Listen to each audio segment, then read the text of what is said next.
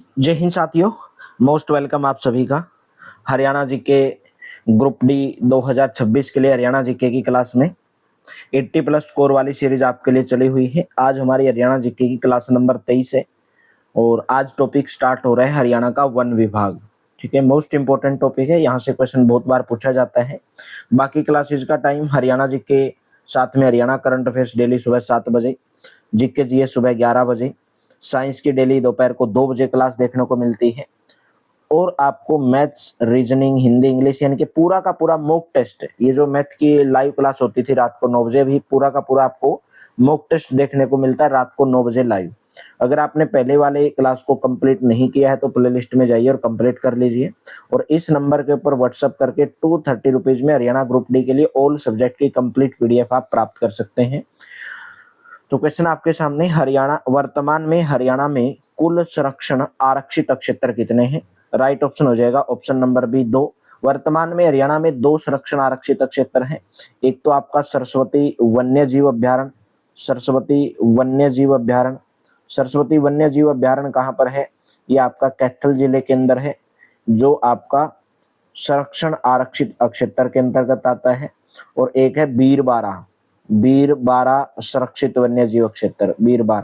बीरबारा कहाँ पर है? बीरबारा है जींद के अंदर।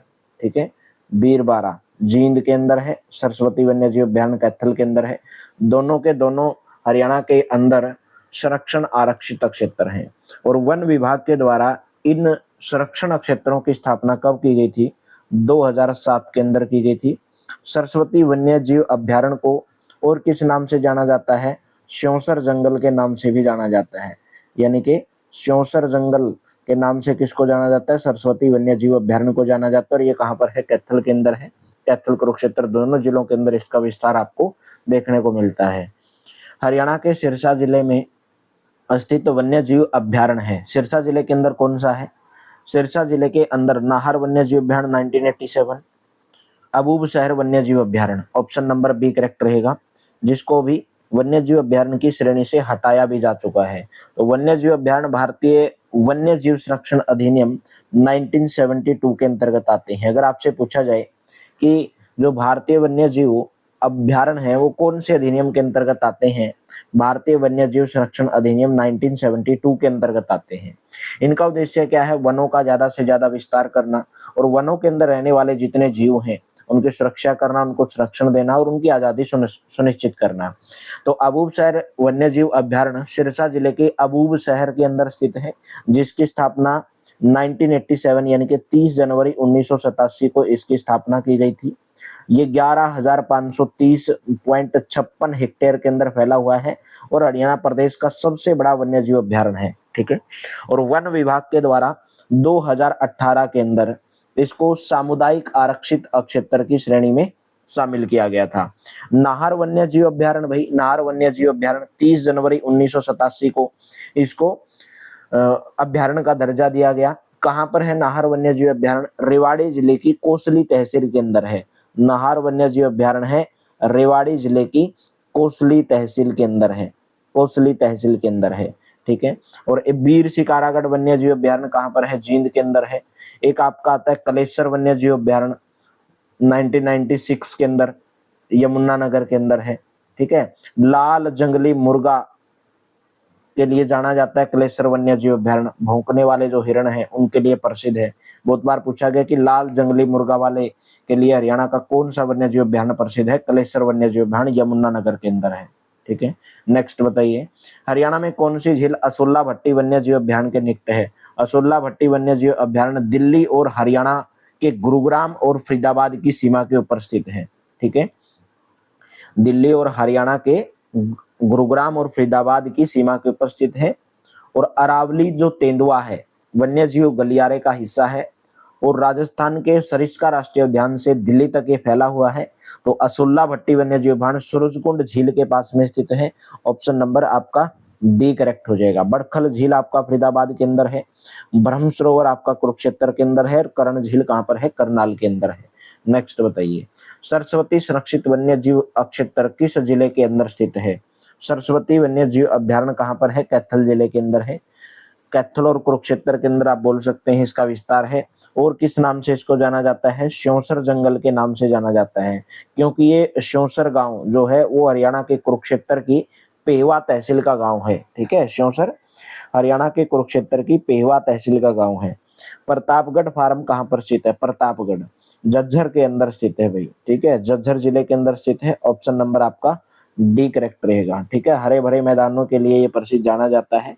सुभाष चंद्र बोस पार्क कहाँ पर स्थित है? 17 एकड़ के अंदर फैला हुआ हरियाणा का ऐसा पहला पार्क जो पूरी तरह से नेताजी को समर्पित है, यानी कि नेताजी के नाम से सुभाष चंद्र बोस को जाना जाता था।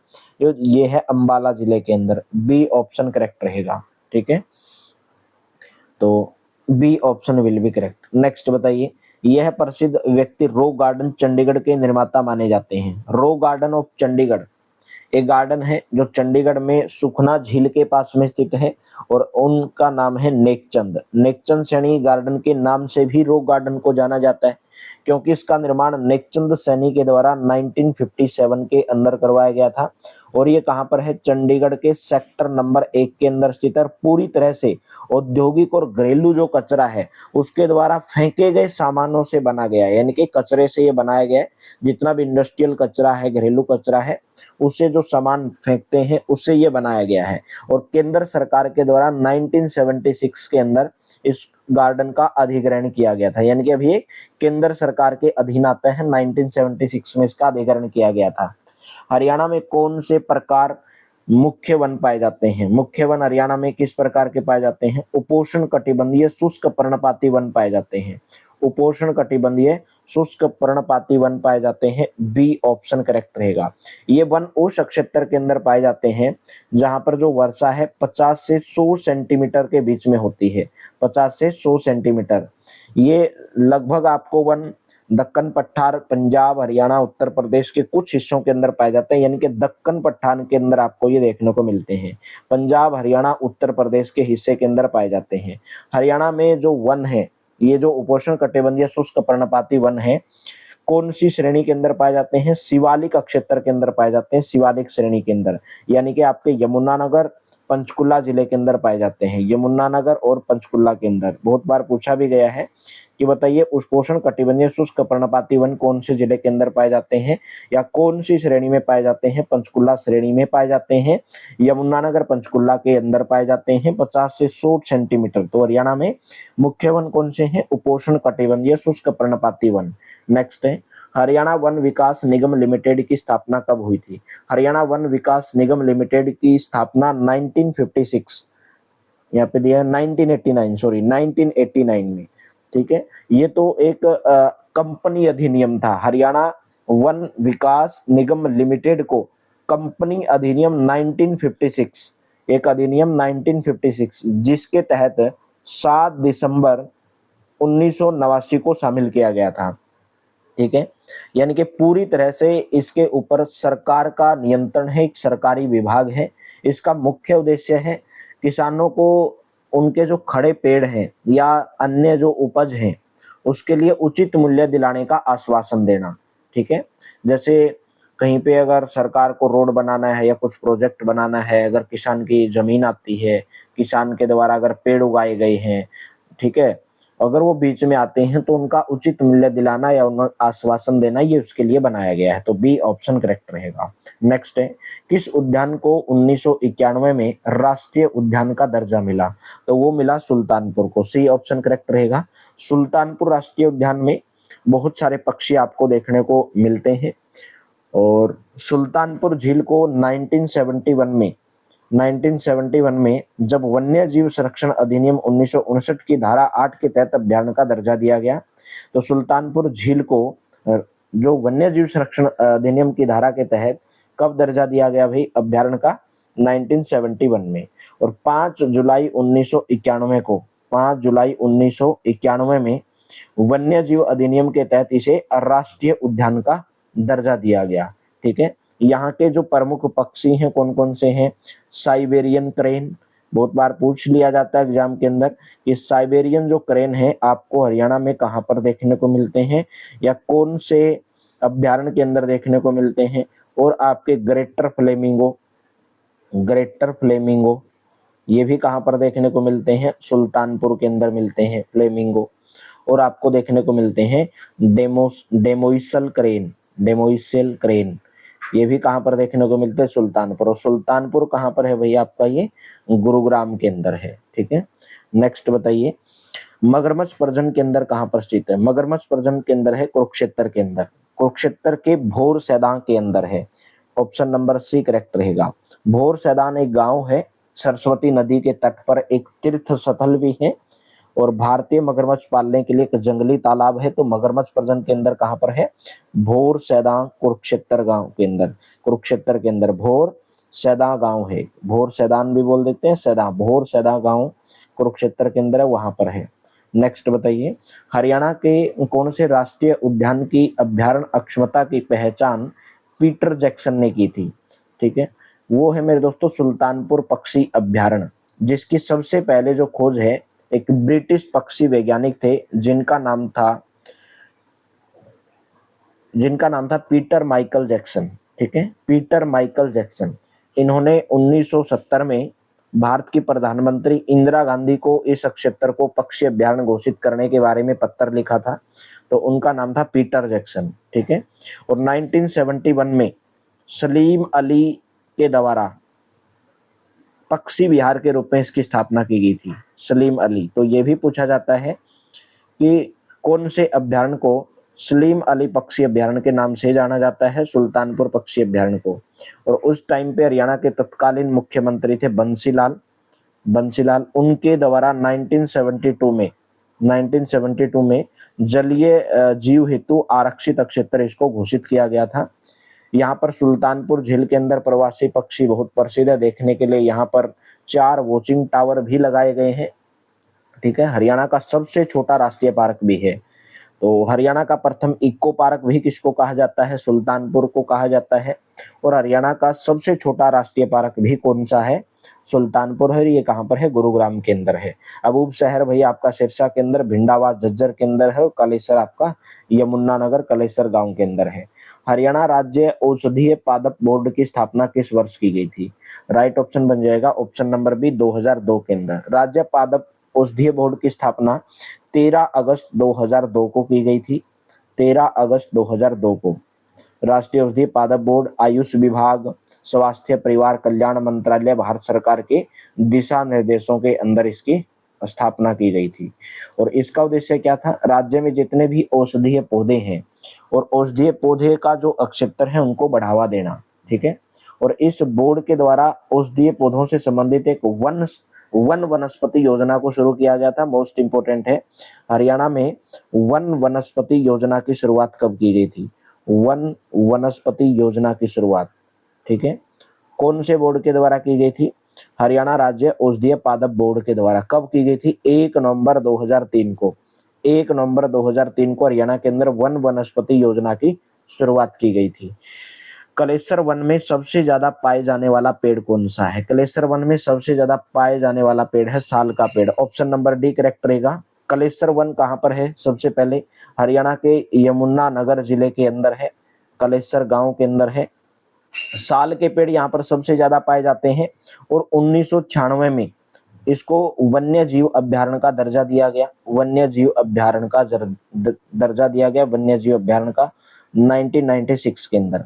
और 8 दिसंबर 2003 को, 8 दिसंबर 2003 को इसको राष्ट्रीय उद्यान का दर्जा दिया गया। कलेसर को राष्ट्रीय उद्यान का दर्जा दिया, कब दिया गया? 8 दिसंबर 2003 को। वन्य जीव अभ्यारण्य का दर्जा 1996 के अंदर दिया गया। ठीक है, और इसका नाम कलेसर जो है, यहाँ पर स्थित एक प्राचीन मंदिर है जिसका नाम है महाकालेश्वर मंदिर। कलेसर गांव के अंदर एक मंदिर है महाकालेश्वर मंदिर, उसी के नाम पर इसका नाम पड़ा है कलेसर राष्ट्रीय उद्यान। और इसी वन में यमुना नदी हरियाणा में सबसे पहले प्रवेश करती है, यानी कि यमुना नदी हरियाणा में सबसे पहले यमुनानगर कलेसर नामक स्थान से प्रवेश करती है। ठीक है, पीपल तो आप लोग जानते होंगे, हरियाणा का राजकीय वृक्ष है, बहुत बार पूछा गया है। पवित्र अंजीर भी आप इसको बोलते हैं। इसका वैज्ञानिक नाम क्या है? इसका वैज्ञानिक नाम है फिकस रिलीगियोसा, फिकस रिलीगियोसा। एग्जाम के अंदर बहुत बार ये दिया गया है रिलीगियोसा। ठीक है, क्योंकि सीधा पीपल नहीं दिया गया था। एक पवित्र अंजीर भी इसको बोलते हैं, फिकस रिलीजियोसा इसका वैज्ञानिक नाम है। ठीक है, यूकेलिप्टस भाई सफेदा जिसको आप बोलते हैं, हरियाणा में सबसे ज्यादा पाए जाने वाले पेड़ कौन से हैं? यूकेलिप्टस यानी कि सफेदा के पेड़ हैं। नेक्स्ट बताइए, किस मौसम में बड़े पैमाने पर प्रवासी पक्षी हरियाणा के सुल्तानपुर राष्ट्रीय उद्यान में आते हैं? किस मौसम के अंदर आते हैं? सर्दी के मौसम में आते हैं। सुल्तानपुर राष्ट्रीय उद्यान हरियाणा में घोषित पहला राष्ट्रीय उद्यान। अगर आपसे पूछा जाए हरियाणा का पहला प्रथम राष्ट्रीय उद्यान कौन सा है? सुल्तानपुर राष्ट्रीय उद्यान, जिसको 1991 में राष्ट्रीय उद्यान का दर्जा दिया गया था, जिसका जो विस्तार है लगभग 352 एकड़ के अंदर गुरुग्राम जिले की फर्रुख नगर तहसील के अंदर है। ठीक है, गुरुग्राम जिले की फर्रुख नगर तहसील के अंदर है सुल्तानपुर राष्ट्रीय उद्यान। हरियाणा का प्रथम राष्ट्रीय उद्यान है। ठीक है, सुल्तानपुर गांव के अंदर है, फर्रुख नगर तहसील के अंदर है। सबसे पहले इसको 1971 में Salim Ali Peter Jackson scout के प्रयासों से पक्षी विहार के रूप में इसकी स्थापना की गई थी, इसलिए इसको सलीम अली पक्षी विहार के नाम से भी जाना जाता है। ठीक है, और 1972 में इसको जलीय जीव हेतु आरक्षित जो है घोषित किया गया था। इसके वास्तविक संस्थापक पीटर जैक्सन जो इंग्लैंड से संबंध रखते हैं, वास्तविक संस्थापक कौन थे इसके? Peter Jackson. ठीक है, और इस पार्क की मिट्टी में नमक की मात्रा ज्यादा पाई जाती है, इसलिए पक्षियों के लिए पसंदीदा जगह है। सर्दियों के मौसम में प्रवासी पक्षी यहाँ पर आते हैं, जिसमें साइबेरियन सार सबसे प्रमुख है। अगर आपसे पूछा जाए कि सुल्तानपुर जो राष्ट्रीय उद्यान है उसके अंदर सबसे प्रमुख जो पक्षी है वो कौन सा? साइबेरियन सार्स आपको देखने को मिलता है। सुल्तानपुर राष्ट्रीय उद्यान को रामसर स्थल भी घोषित किया जा चुका है। कब घोषित किया जा चुका है? 2021 के अंदर, 2021 के अंदर इसको रामसर स्थल, रामसर साइट घोषित किया गया। हरियाणा के वन्य जीव अभ्यारण्य किस प्रशासन के अंतर्गत आते हैं? हरियाणा में जितने भी वन्य जीव अभ्यारण्य हैं, जितने भी राष्ट्रीय उद्यान हैं, जितने भी चिड़ियाघर हैं, जितने भी सामुदायिक क्षेत्र हैं, जितने भी संरक्षित वन क्षेत्र हैं, जितने भी हर्बल पार्क हैं, ये सभी वन विभाग के अंतर्गत आते हैं। और हरियाणा में वन विकास निगम की स्थापना कब की गई थी? ये भी पूछा जाता है कि हरियाणा वन विकास निगम की स्थापना कब की गई थी? हरियाणा वन विकास निगम की स्थापना 7 दिसंबर 1989 को की गई थी। और इसका मुख्यालय अगर आपसे पूछे कहाँ पर है वन विकास निगम का, इसका मुख्यालय पंचकुला के अंदर है। ठीक है, पंचकुला के अंदर इसका मुख्यालय है। तो जितने भी राष्ट्रीय उद्यान है हरियाणा के, अभ्यारण्य है, वन्य जीव अभ्यारण्य है, चिड़ियाघर, सामुदायिक आरक्षित क्षेत्र, संरक्षित वन क्षेत्र, हर्बल पार्क, ये सभी वन विभाग के अंतर्गत आते हैं। नेक्स्ट है, हरियाणा के राज्य वन विभाग की पहली राष्ट्रीय महिला प्रमुख कौन रही हैं? वो रही हैं अमरिंदर कौर। अमरिंदर कौर ऑप्शन नंबर है। 2015 के अंदर पंजाब से भारतीय वन सेवा अधिकारी अमरिंदर कौर को हरियाणा वन विभाग के शीर्ष पद पर नियुक्त किया गया था। और अमरिंदर कौर भारत में किसी भी राज्य के वन विभाग के इतने ऊंचे पद पर नियुक्त होने वाली पहली भारतीय महिला है अमरिंदर कौर। नेक्स्ट है, कहां पर ठोस कचरा प्रबंधन संयंत्रों को विकसित करने के लिए हरियाणा सरकार ने जेबीएम पर्यावरण प्रबंधन समूह के साथ हाथ मिला लिया है? राइट ऑप्शन रहेगा सोनीपत के अंदर। देखिए ये जो बात है 2017 की बात है, जब हरियाणा सरकार के द्वारा जेबीएम पर्यावरण प्रबंधन समूह के साथ में ठोस कचरा प्रबंधन संयंत्रों को विकसित करने के लिए समझौता किया गया था। हरियाणा वन विभाग के साथ साथ बॉम्बे नेचुरल हिस्ट्री ने गिद्धों की 3 प्रजातियों को बचाने के लिए कौन से जटायु संरक्षण प्रजनन केंद्र की स्थापना की है? पंचकुला। ऑप्शन नंबर आपका कौन सा रहेगा? पिंजौर यानी कि Panchkula. C option will be correct. देखिए पंचकुला जिले के पिंजौर में Bombay natural history, zoological society of London और आरएसपीबी नामक संस्थाओं के सहयोग से 2001 में गिद्ध संरक्षण और प्रजनन केंद्र, गिद्ध संरक्षण एवं प्रजनन केंद्र, गिद्ध संरक्षण एवं प्रजनन केंद्र कहाँ पर है? पिंजौर पंचकुला के अंदर है। ठीक है, एशिया में सबसे ज्यादा गिद्ध कहाँ पर पाए जाते हैं? पिंजौर पंचकुला के अंदर। इसी गिद्ध संरक्षण प्रजनन केंद्र के अंदर एशिया में सबसे ज्यादा गिद्ध पाए जाते हैं।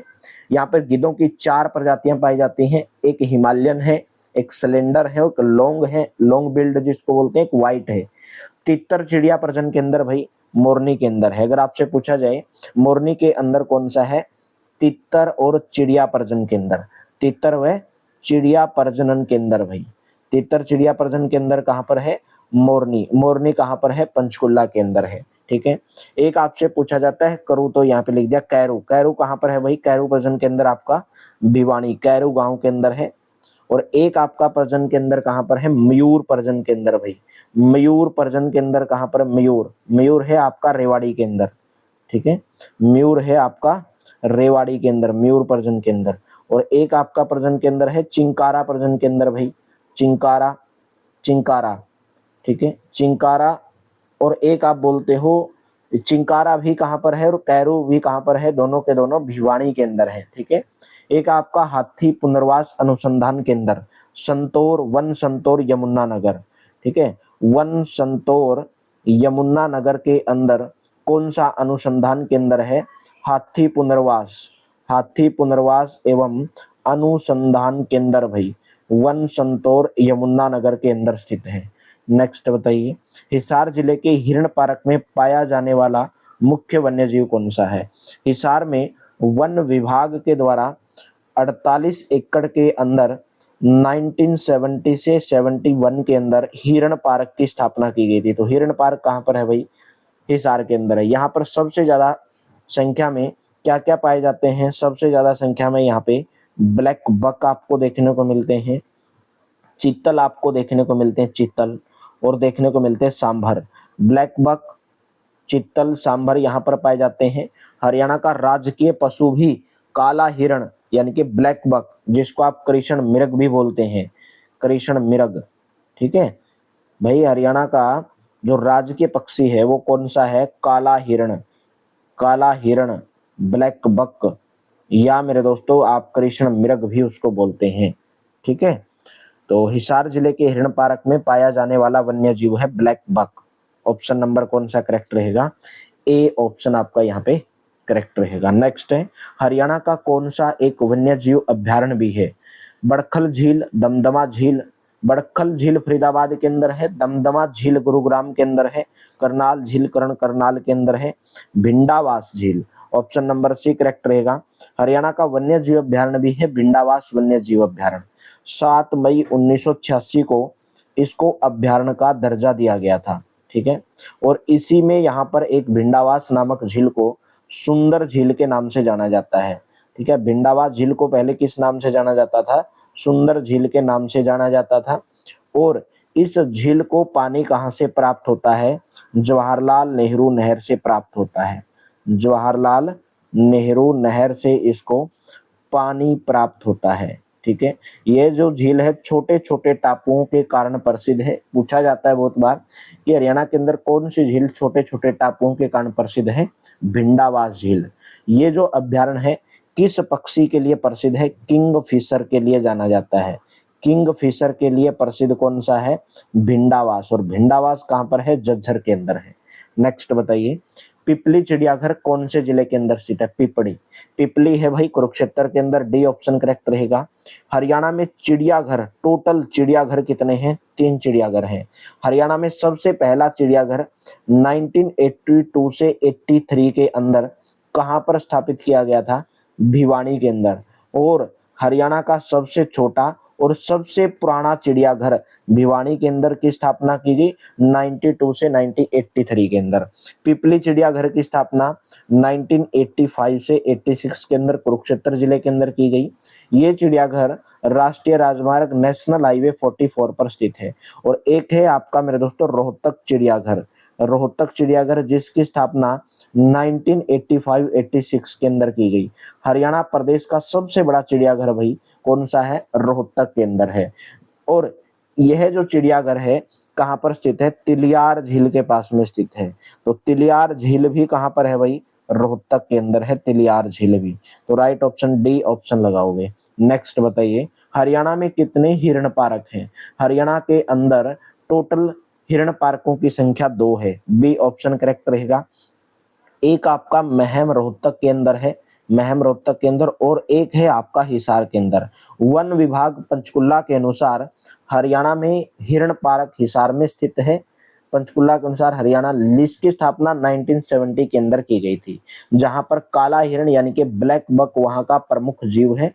ठीक है, लेकिन पंचकुला का जो वन विभाग है उसके अनुसार हरियाणा में एक ही है हिसार के अंदर, लेकिन यहाँ पे दो आपको देखने को मिलते हैं, एक आपका महम और एक आपका हिसार के अंदर। हरियाणा राज्य का राज्य पुष्प कौन सा है? हरियाणा राज्य का राज्य पुष्प है कमल। हरियाणा का राजकीय पुष्प है कमल, बी ऑप्शन करेक्ट रहेगा। कमल का वैज्ञानिक नाम क्या है, ये पूछ ले जाता है एग्जाम में। Nelumbo, Nelumbo nucifera, Nelumbo nucifera. देखिए आजकल एग्जाम किस तरीके से पूछे जाएंगे, आपको आंसर दे देगा लेकिन पूछेगा कि हरियाणा का राज्य पुष्प कमल का वैज्ञानिक नाम क्या है, तो नेलुम्बो न्यूसीफेरा। हरियाणा में सबसे ज्यादा उगाए जाने वाला फूल ग्लैडियोलस का फूल है। ठीक है, हरियाणा में सबसे ज्यादा फूल उगाए जाने वाला फूल कौन सा है? ग्लैडियोलस का फूल है। ठीक है, और ज्यादा जो खेती है ग्लैडियोलस फूल की हरियाणा के कौन से जिले में की जाती है? फरीदाबाद जिले के अंदर की जाती है। और इस फूल को और क्या कहा जाता है भाई? ग्लैडियोलस के फूल को स्वॉर्ड लिली भी कहा जाता है, स्वॉर्ड लिली।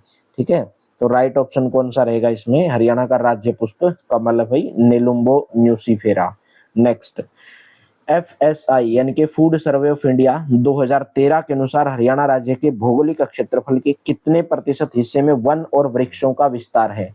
6.49%, 6.49%, यानी कि जिसमें से 3.59% भाग पर तो वन है और 2.9% भाग पर वृक्ष है। ठीक है, तो राइट ऑप्शन डी करेक्ट लगाओगे। सुप्रीम कोर्ट ने हाल ही में हरियाणा सरकार को कौन से क्षेत्र में निर्माण की अनुमति देने पर फटकार लगाई है? निर्माण की अनुमति दिए जाने से उस क्षेत्र में जंगल आच्छादन समाप्त हो गया, यानी कि जंगल समाप्त हो गया है। वो है मेरे दोस्तों अरावली पहाड़ियां, सी ऑप्शन करेक्ट रहेगा। अरावली पहाड़ियां हरियाणा के कौन से भाग में स्थित है? दक्षिण भाग में स्थित है। हरियाणा की सबसे प्राचीन पहाड़ियां अरावली की पहाड़ियां, और हरियाणा में किस नाम से इनको जाना जाता है? अरावली पहाड़ियों को मेवाती पहाड़ियों के नाम से भी जाना जाता है। ठीक है, तो हाल ही में सुप्रीम कोर्ट ने यहाँ पर रोक लगाई है, क्योंकि ऐसा करने से तो यहाँ पे वन यानी कि कम हो गए हैं। नेक्स्ट है, हरियाणा के अधिकांश जंगल किस दर्जे के हैं? अत्यंत जंगलों में साल, बबूल और बांस के पेड़ पाए जाते हैं। हरियाणा के अधिकतर जो जंगल है वो शुष्क पर्णपाती वन है। ठीक है, शुष्क पर्णपाती वन। शुष्क पर्णपाती वन उन क्षेत्रों में पाए जाते हैं जहां पर वार्षिक जो वर्षा है वो 100 से 150 सेंटीमीटर होती है, 100 से 150 सेंटीमीटर, और जो टेम्परेचर है वो 10 डिग्री से 12 डिग्री सेल्सियस रहता है। शुष्क पर्णपाती वन हरियाणा में पंचकुला और यमुना नगर के अंदर पाए जाते हैं। पंचकुला और यमुना नगर के अंदर आपको देखने को मिलेंगे ये, पंचकुला और यमुना नगर। साल के पेड़ सबसे ज्यादा कौन से जंगल के अंदर पाए जाते हैं? साल के पेड़ सबसे ज्यादा कलेसर जंगल यानी कि यमुना नगर के अंदर पाए जाते हैं साल के पेड़। चीड़ देवदार के पेड़, अगर आपसे पूछा जाए हरियाणा में सबसे ज्यादा चीड़ और देवदार के पेड़ किस क्षेत्र के अंदर पाए जाते हैं? मोरनी यानी कि मोरनी क्षेत्र, मोरनी हिल्स, मोरनी पंचकुला के अंदर पाए जाते हैं चीड़ और देवदार के फूल। और कलेसर के अंदर सबसे ज्यादा साल के वृक्ष पाए जाते हैं, साल के पेड़ पाए जाते हैं। नेक्स्ट, लोगों में जागरूकता फैलाने के लिए 21 मार्च को पूरे हरियाणा में क्या मनाया जाता है? 21 मार्च को पूरे हरियाणा में विश्व वन दिवस मनाया जाता है। विश्व वन दिवस हरियाणा में ही नहीं पूरे विश्व में, पूरे विश्व में जो विश्व वन दिवस है कब मनाया जाता है? 21 मार्च को मनाया जाता है। हरियाणा में तरु दिवस यानी कि पेड़ दिवस, हरियाणा में तरु दिवस या जिसको आप पेड़ दिवस भी बोलते हैं, प्रत्येक वर्ष कब मनाया जाता है? 15 जुलाई को मनाया जाता है। और इस दिवस की जो शुरुआत है हरियाणा में 2014 से की गई थी मनाने की शुरुआत। तरु दिवस या पेड़ दिवस हरियाणा में 15 जुलाई को मनाया जाता है हर साल। नेक्स्ट, 4 जंगल फाउल में से एक है जो हरियाणा के शिवालिक क्षेत्र के अंदर स्थित है। ठीक है, जंगल फाउल, तो यहाँ पे आ जाएगा रेड जंगल फाउल प्रजनन केंद्र भाई। रेड जंगल फाउल प्रजनन केंद्र कहाँ पर है? ये आपका पिंजौर पंचकुला के अंदर है, पिंजौर पंचकुला के अंदर है। और ये किसके लिए प्रसिद्ध है भाई? यहाँ पर लाल जंगली मुर्गा के लिए जाना जाता है। ये लाल जंगली मुर्गा, रेड जंगल फाउल प्रजनन केंद्र कहाँ पर है? पिंजौर पंचकुला के अंदर ये स्थित है। नेक्स्ट है, हरियाणा की राजधानी में आयोजित किसके दौरान लोग रोज गार्डन में जाते हैं और गुलाबों की खूबसूरती का आनंद उठाते हैं? तो राइट ऑप्शन रहेगा उद्यानों का महोत्सव। ऑप्शन नंबर बी करेक्ट रहेगा। ठीक है, हरियाणा की राजधानी चंडीगढ़ में 1967 में doctor Zakir Hussain garden, doctor Zakir Hussain rose garden, doctor Zakir Hussain यानी कि रोज गार्डन को और किस नाम से भी जाना जाता है? डॉक्टर जाकिर हुसैन गार्डन के नाम से भी जाना जाता है, जिसकी स्थापना 1976 में हरियाणा की राजधानी चंडीगढ़ के अंदर इसकी स्थापना की गई थी। ठीक है, यहाँ पर 1600 प्रकार के फूलों की जो किस्में हैं वो आपको देखने को मिलती है। एशिया के सबसे बड़े रोज गार्डन को स्थापित करने का श्रेय किसको जाता है? मोहिंदर सिंह रणधावा, मोहिंदर सिंह रणधावा, एशिया के सबसे बड़े रोज गार्डन। ठीक है, ये कौन सा गार्डन है? रोज गार्डन, जो एशिया का सबसे बड़ा रोज गार्डन है, और इसका जो श्रेय है स्थापित करने का किसको जाता है? मोहिंदर सिंह रणधावा को जाता है, मोहिंदर सिंह रणधावा। और ये जो महोत्सव है, उद्यानों का जो महोत्सव है, हर साल कौन से महीने में मनाया जाता है? हर साल फरवरी के महीने में हरियाणा के अंदर ये मनाया जाता है। ठीक है, चलिए नेक्स्ट क्वेश्चन बताइए, कलेसर नेशनल पार्क में किसको समर्पित एक प्रसिद्ध मंदिर है? भगवान शिव को, विष्णु को, ब्रह्मा को, या मेरे दोस्तों कृष्ण को? ठीक है, तो इसका आंसर भाई आपको कमेंट बॉक्स के अंदर होमवर्क के रूप में देना है। अगर आपको क्लास बेहतर लगी हो, अच्छी लगी हो, तो सेशन को लाइक कर दिया करो, शेयर कर दिया करो अपने दोस्तों के साथ में ज़्यादा से ज़्यादा, और इन नंबर के ऊपर व्हाट्सएप कर करके आप हरियाणा ग्रुप डी के लिए 230 रुपीज़ में ऑल सब्जेक्ट पीडीएफ प्राप्त कर सकते हैं। Haryana GK, Haryana current affairs daily सुबह 7 बजे, जीके जीएस सुबह 11 बजे, साइंस डेली दोपहर को 2 बजे, और साथ में आपको मॉक टेस्ट डेली रात को 9 बजे।